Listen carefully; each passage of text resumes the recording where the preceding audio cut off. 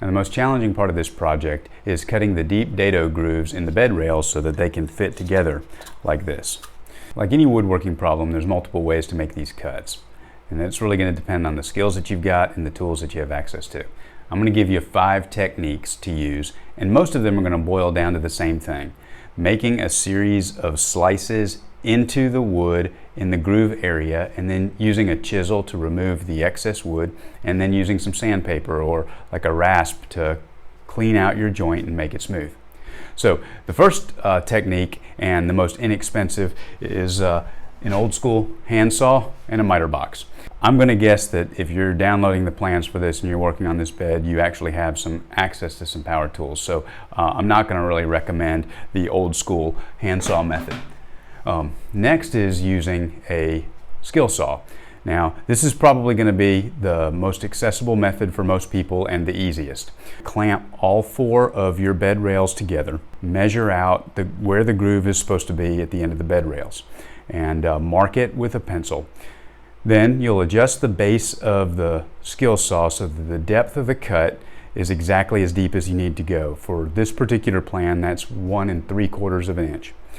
And then, because you've got all 4 clamped together for larger surface area, you're going to make a series of cuts right in the groove area with the skill saw. Once you're done with that, you'll take each board and use the chisel to remove the excess wood, and again clean the joint out so that it's smooth. You can also use a jigsaw to make the cuts. Again, you use the same method. You'll make a series of slices into the wood, and then you'll remove the excess material with a chisel. The 4th technique is the table saw technique. The reason I don't recommend the table saw is that the blade with the table saw is stationary, so that you have to move the wood over the blade. And with these long bed rails, that can be kind of unwieldy, and if you don't really know what you're doing and you don't have a good solid heavy guide to push your wood across the blade, it can be unwieldy and it can be dangerous. Lastly, I'm using a radial arm saw with a stacked dado blade set at 3/4 of an inch to make these cuts.